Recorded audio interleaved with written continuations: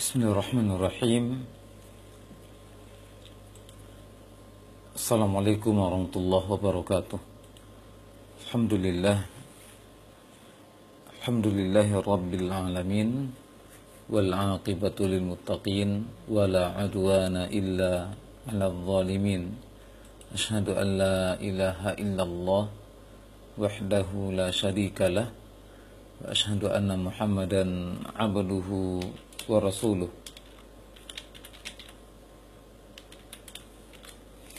Ayo kaum muslimin wal muslimat, teman-teman Facebook dimanapun antum berada, alhamdulillah di kesempatan pagi ini kita diberikan kelapangan dan kemudahan untuk dapat bersua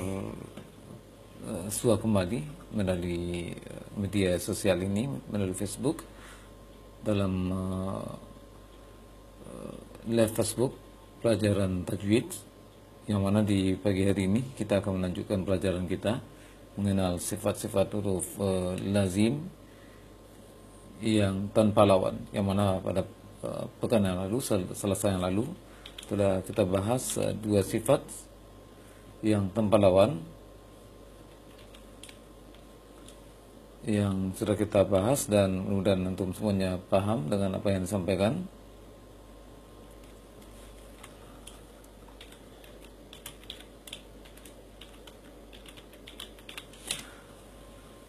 Dan sebelum kita lanjutkan masalah sifat tanpa lawan, sedikit Anda memberikan tambahan penjelasan barangkali untuk antum semuanya mengenai hukum baca ro. Hukum baca ro yang kemarin ada beberapa, hanya 2 atau 3 Anda sebutkan kemarin. Hukum baca ro yang boleh tebal boleh tipis, namun lebih utama dari salah satu sifat tersebut. Boleh tafkhim, boleh tarkik, namun lebih utama tarkik, atau boleh tebal, boleh tafkhim, boleh tarkik, namun lebih utama tafkhim.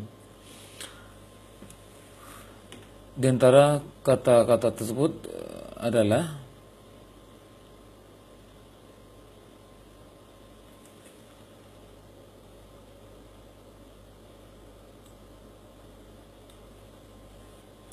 selain kata misr kemarin saya sampaikan, huruf ro yang dibaca tafkhim dan tarkik ketika wakaf, namun lebih utama tafkhim untuk diperhatikan ketika wakaf, itu misra ketika wakaf.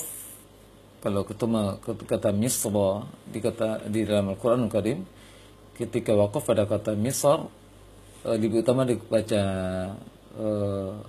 tafkhim, tebal, misr, namun boleh tipis. Di sini boleh tebal, boleh tipis, namun akan tetapi lebih utama dibaca tafkhim ketika wakafnya. Kemudian yang lain adalah huruf ro yang dibaca tafkhim dan tarkik ketika wakaf, namun tarkik lebih utama. Kata-katanya itu kata yasri dalam pada surah Al-Fajr ayat keempat. Kemarin selasa lalu sudah juga dicontohkan kata-kata ini. Kemudian kata al-qitr, qitri pada surah Saba ayat 12, pada surah Saba ayat 12. Ini lebih utama dibaca tarqiq, tipis ketika wakaf, namun boleh tebal. Qitr itu tebal, atau qitir,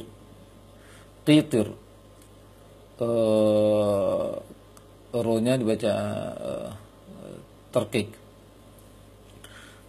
Kemudian kata yang lain adalah asri. Kata asri pada surah Asy-Syu'ara ayat 50 dalam kitab Hidayatul Qari.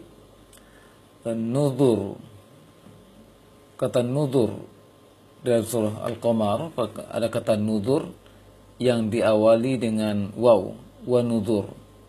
Kata nuzur ini tanpa alif lam.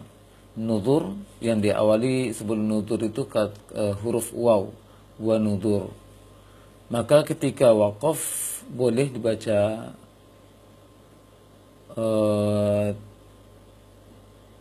tarqiq atau tipis ketika wakaf. Maka lebih utama tarqiq dibaca ketika Kita akan lanjutkan di kesempatan pagi ini pembahasan kita masalah sifat huruf tanpa lawan, yang pada pekan yang lalu kita telah membahas tentang as-sifr,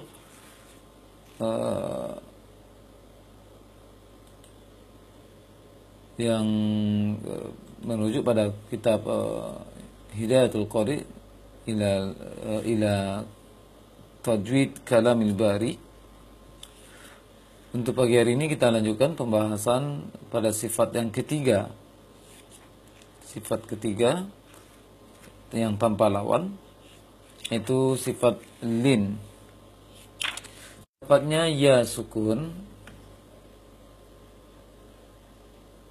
atau waw sukun sebelumnya fathah. Terdapatnya ya sukun, waw sukun sebelumnya fathah. Kalau dalam definisinya disebutkan oleh Syekh Abdul Fattah Al-Mursafi dalam kitab Hidayatul Qari, beliau mengatakan di sini, lin itu adalah secara istilah keluarnya huruf dari makhrajnya dengan tanpa beban pada lisan, tanpa berat pada lisan. Ketika membaca lin, baca huruf waw sukun, ya sukun sebelumnya, terutama ya, karena ya huruf lisan, dan waw ikut dalam definisinya saja. Ringan dia, lembut dalam pengucapannya. Alaihim. Sehingga begitu juga untuk waw sukun sebelumnya fathah. Waw sukun sebelumnya fathah. Maliki yaumiddin. Bibir tetap monyong ketika waw, namun tidak tertekan, tidak ketat dalam pengucapan waw sukunnya. Jangan dibaca seperti ini. Maliki yaumiddin. Maka keliru. Seharusnya lembut. Suara yang lembut tanpa ada beban pada makhrajnya tersebut. Bi alaihim wa alaihim. Seperti itu bacanya, tidak terbebani. Baik, namun perlu Anda berikan penjelasan di sini tambahan, walaupun di sini singkat disampaikan oleh para ulama, namun sebagian dari kaum muslimin belum bisa membedakan mana yang lin, mana yang madlin. Mana yang lin, mana yang hukumnya linnya dipanjangkan. Kaum muslimin wal muslimat, a'azzani Allah wa iyyakum jami'an, para teman-teman Facebook dimanapun antum berada. Anda runut dulu pembahasan semua, mudah-mudahan tidak salah faham. Pada dasarnya mad mempunyai sifat lin. Pada dasarnya mad mempunyai sifat lin. Apa maksud di sini? Sifat lembut dalam pengucapannya, tanpa ada pembebanan pada lisan ketika baca mad. Mad itu dalam artian fathah setelahnya ada alif, dhammah setelahnya ada waw sukun, kasrah setelahnya iya sukun, waw sukun sebelumnya fathah. Namun di sini dalam mad mempunyai sifat lin, dikatakan oleh para ulama membawa sifat lin. Apa yang maksud di sini? Sifat lembutnya tanpa terbebannya lisan ketika mengucapkan huruf mad tersebut. Itu yang pertama. Mad pada dasarnya punya sifat lin. Akan tetapi mad itu adalah sudah baku kaidahnya, hukumnya atau syaratnya. Setelah fathah ada alif, baru mad dia. Setelah dhammah ada waw sukun, baru mad. Setelah kasrah ada ya sukun, baru dia hukum mad. Ini terlepas dalam masalah mad 2 rakaat, 4 rakaat dan 6 rakaat. Namun mad secara hukum dasarnya, setelah fathah ada alif, setelah dhammah ada waw sukun, setelah kasrah ada ya sukun. Itu mad. Sedangkan lin yang kita bahas tadi adalah waw sukun sebelumnya fathah, ya sukun sebelumnya fathah. Itu lin saja. Namun yang Anda tuju sekarang adalah mad lin, dan prakteknya dalam Al-Qur'anul Karim. Mad lin. Apa yang dimaksud dengan mad lin? Yaitu waqaf pada lin setelahnya ada huruf yang disukunkan. waqaf ada lin, setelahnya ada huruf yang disukunkan.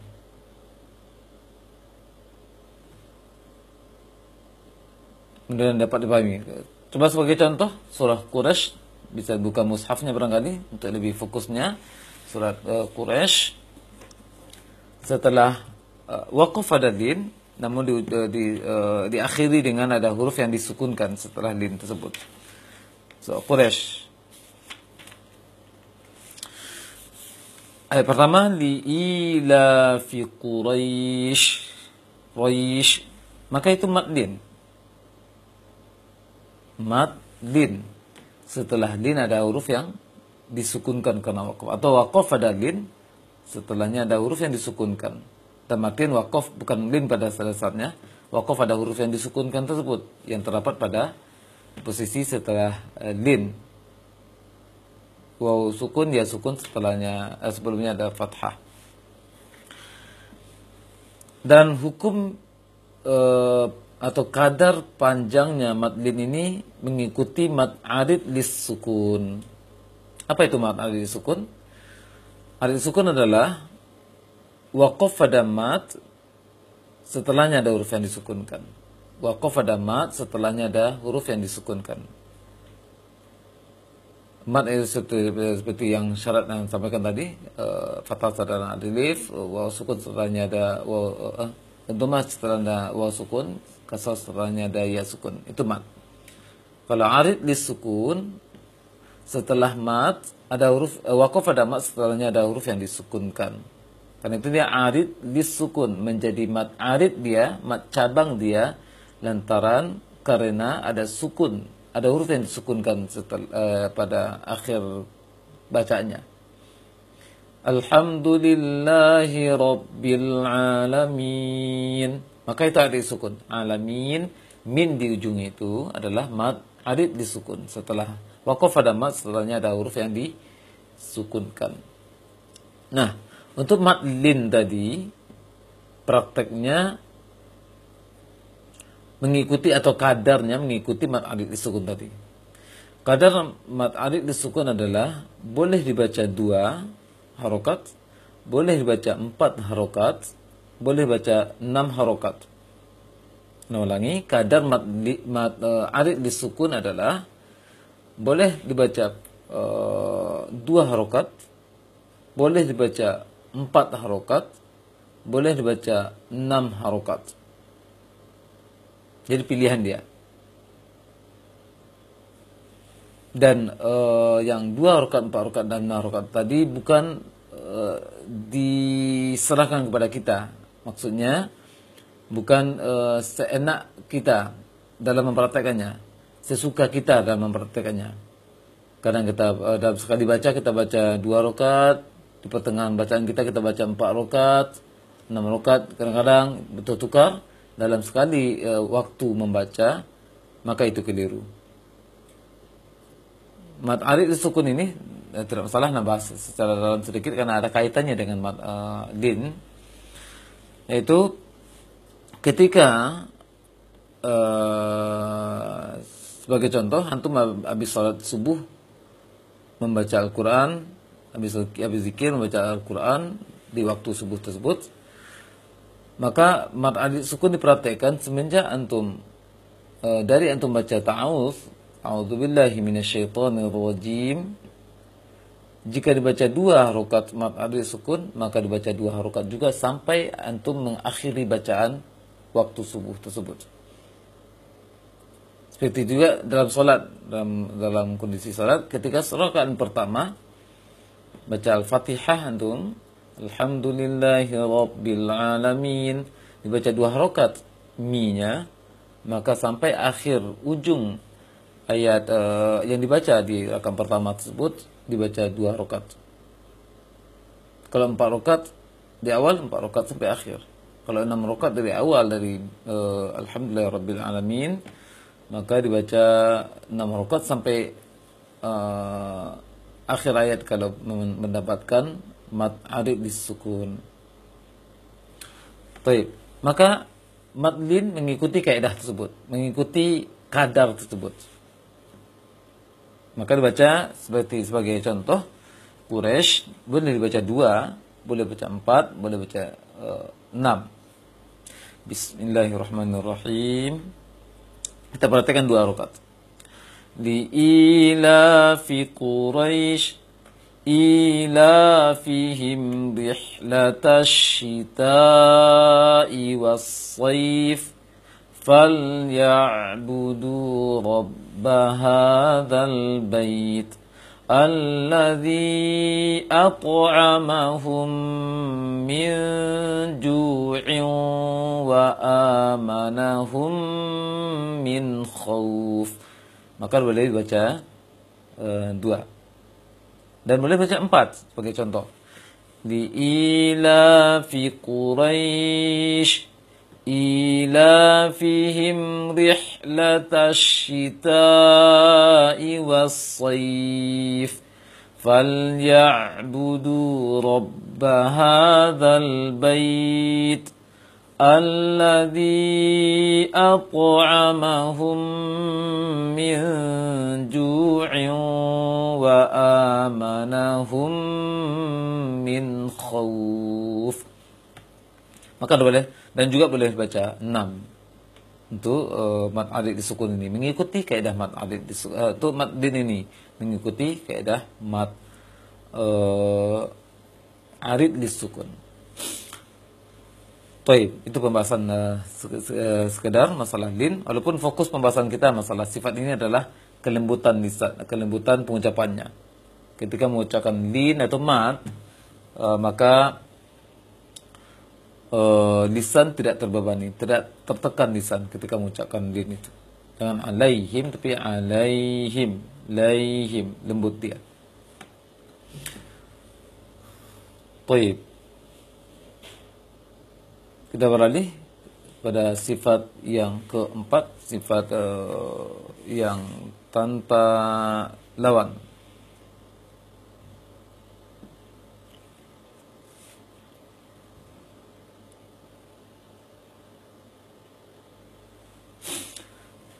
Itu sifat al-inhiraf. Inhiraf. Al-inhiraf atau inhiraf, langsung saja baca inhiraf. Sebagian para ulama dalam menamakan sifat ini. Inhiraf adalah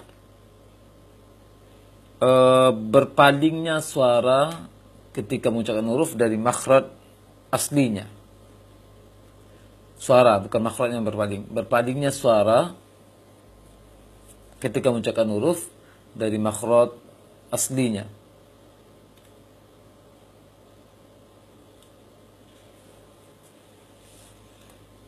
Dan hurufnya adalah huruf ra dan lam. Berpalingnya suara. Suara berpaling, bukan makhraj yang dipalingkan. Makhrajnya sudah jelas. Berpalingnya suara ketika mengucapkan huruf dari makhrajnya, berpalingnya suara dari makhraj yang asli ketika mengucapkan hurufnya. Itu huruf ra dan lam. Kita lihat satu persatu terlebih dulu. Huruf lam. Kita lihat huruf lam secara makhraj dan sudah pernah kita jelaskan. Lam itu adalah ujung sisi lisan. Ujung sisi lisan. Bukan ujung lisan saja. Ujung sisi lisan kiri sampai kanan. Sejajar ataupun menempel ke gusi gigi atas. Jadi nempel. Ujung sisi lisan ini nempel, dan ujung lisan ini ke sisinya, ujung sisi lisan sampai ujung sisi lisan yang berikutnya nempel ke gusi gigi atas. Dalam artian lisan terhalang di sana, tertempel, ujung lisan nempel.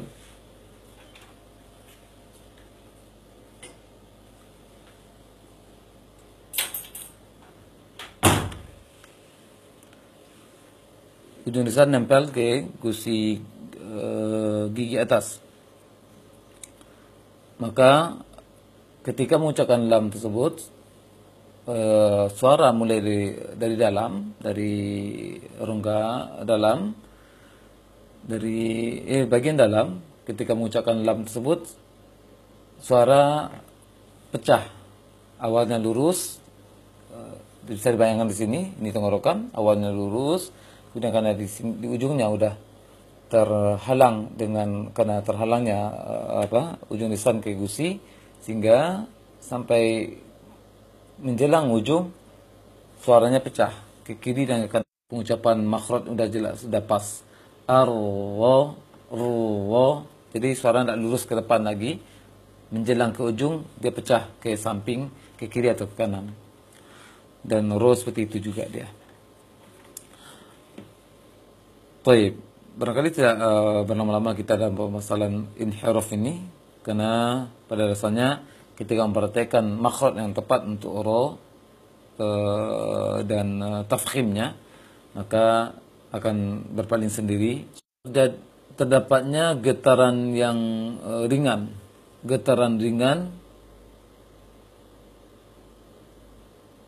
pada ujung lisan ketika mengucapkan huruf. Terdapatnya getaran ringan pada ujung lisan ketika mengucapkan huruf. Getaran ringan pada pengucapan huruf. Namun diberi penekanan oleh Syekh Abdul Fattah Mursafi di sini.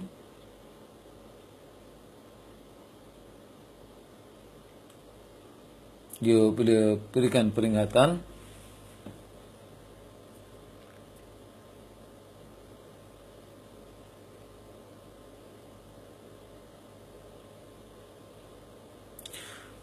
disebutkan sifat takrir. Anda simpulkan saja, disebutkan sifat takrir di sini untuk disandarkan, dan hurufnya huruf ro.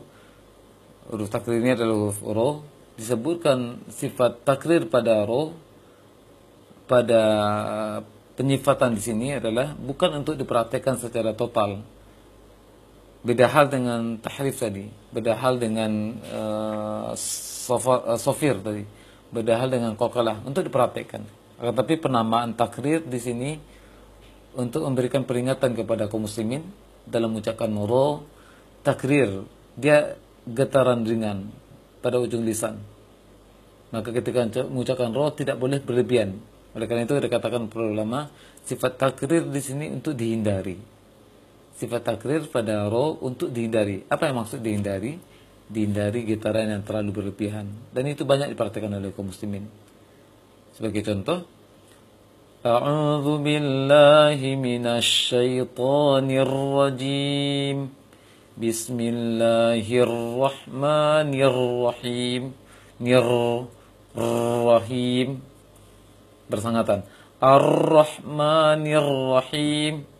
Maka getaran seperti itu yang mesti dihindari, berlebihan. Dia getaran ringan saja. Kalau bisa satu kali atas, satu kali bawah. Bismillahirrahmanirrahim. Ar-Rahman. Wa arsala alaihim tayran ababil. Jangan baca wa arsala. Getaran yang berlebih tidak boleh. Karena sifatnya adalah getaran ringan saja.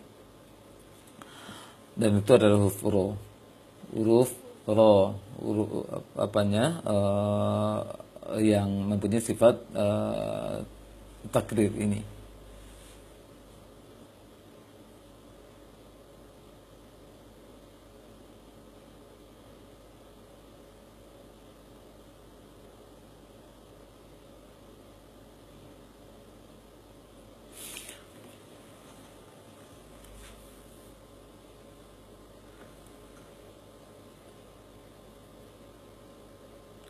Dan sini diberikan catatan oleh Syekh Abdul Fattah Mursafi kembali dalam masalah ketika terdapatnya huruf ro yang bertasydid, maka wajib bagi seorang pembaca Al-Quran ketika itu untuk menyembunyikan takrir. Maksudnya menyembunyikan takrir yang berlebihan tadi. Ar-Rahman, itu menyembunyikan takrir. Ar-Wah, karena dia tertahan karena tasydidnya. Ar-Rahman, jangan Ar-Rahman, menyembunyikan getarannya. Dan juga di sini diperingatkan oleh Syekh Ibnu Al-Jazari dalam syair beliau, wakhfi takriran idza, ketika bertasydid ro tidak banyak kali getarannya, atau bisa dikatakan tersembunyi, samar dia. Ar-Rahman, dan Ar-Rahman. Ar-rijalu qawwamin. Ar-rijal. Ar-rijal. Bisa disembunyikan getaran atau takrirnya.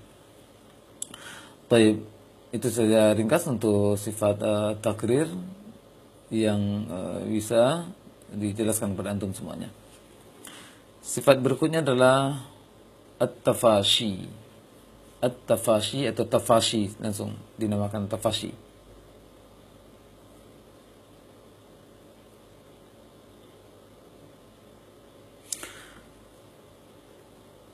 Tafashi adalah dikatakan oleh Syekh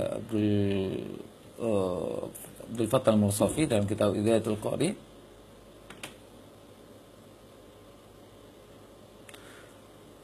menyebarnya suara, menyebarnya suara dari makhraj hingga terasa benturan suara tersebut pada gigi atas gigi bawah. Terasa benturan suara tersebut dari dalam ke luar, terasa di bagian gigi atas gigi bawah. Shh, terasa dia. Dan hurufnya huruf shin. Hurufnya huruf shin. Asya. Shh, terasa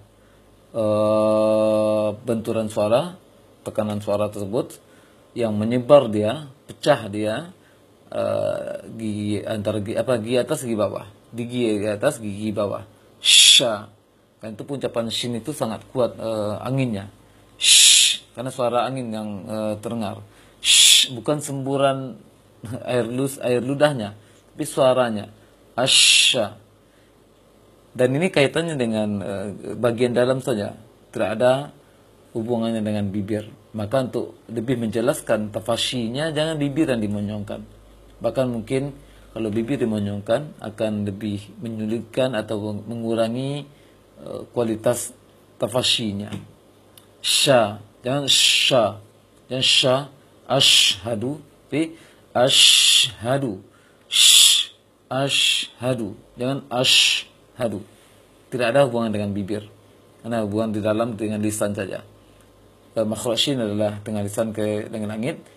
Rasakan, usahakan pecahnya, tersebarnya angin di gigi bawah, gigi atas. Shh, shh, jangan shh, jangan dimonyongkan bibirnya. Baik. Sifat yang ke-7. Sifat ke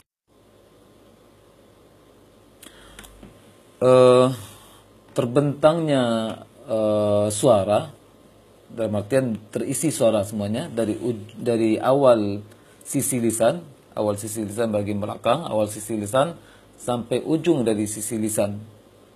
Terbentangnya suara dari awal sisi lisan sampai ujung sisi lisan ketika mengucapkan huruf dari makhrajnya. Dan hurufnya adalah dot. Terbentangnya suara, dari memanjangnya suara dari awal lisan, awal sisi lisan sampai akhir dari ujung sisi lisan. Baik, kita kaji masalah makhraj kembali. Makhraj dot, dia hurufnya huruf dot, yaitu ujung sisi lisan kiri atau kanan. Itu secara makhraj, ujung lisan kiri atau kanan. Atau ditambah para ulama, atau kedua-dua sisi sekaligus. Sisi itu panjang, memanjang.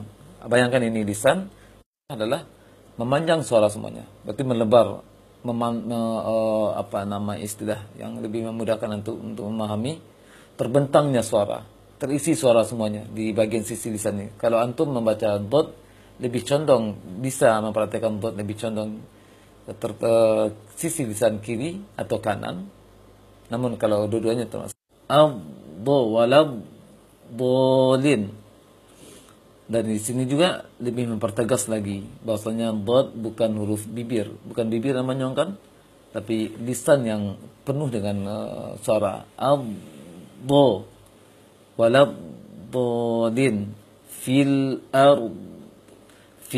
ard. Setelah ru ujung lisan langsung ke dot. Fil ard. Itu dalam prakteknya istitalah. Baik, itu sifat yang tanpa lawan ada 7, namun ada tambah plus seperti yang Anda janjikan kemarin, ada plus untuk gunnah. Ada plus untuk gunnah. Namun untuk gunnah barangkali kita tunda terlebih dulu dalam menjelaskannya karena cukup panjang, tidak mencukupi waktu untuk Anda memberikan penjelasan pada antum semuanya di kesempatan pagi hari yang berbahagia ini. Baik, Anda akan contohkan untuk membacakan surah Nasyaitonir Rajim. Bismillahirrahmanirrahim.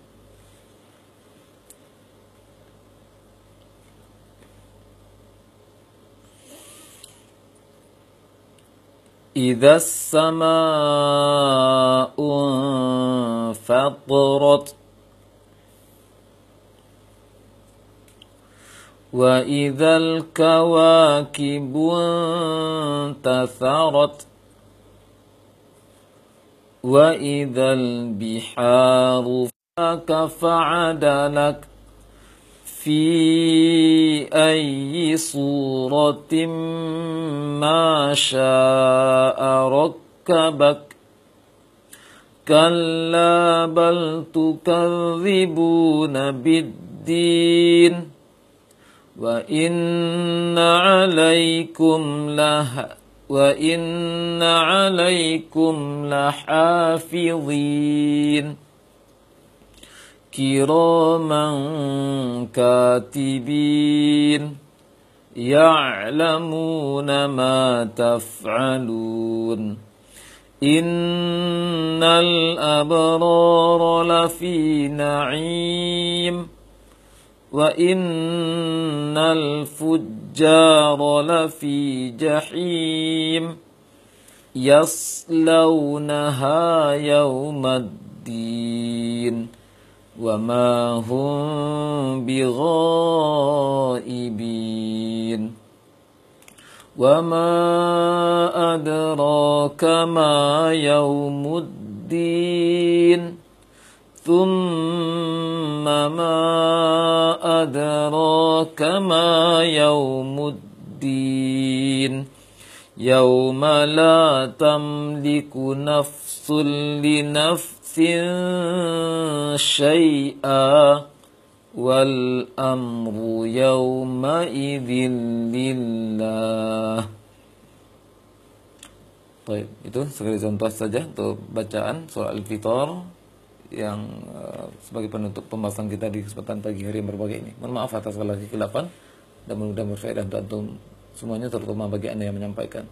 Wassallallahu wasallam ala nabiyyina Muhammadin wa ala alihi wa sahbihi ajma'in walhamdulillahi rabbil alamin. Subhanakallahumma wa bihamdik asyhadu an la ilaha illa anta astaghfiruka wa atubu ilaik. Wassalamualaikum warahmatullahi wabarakatuh.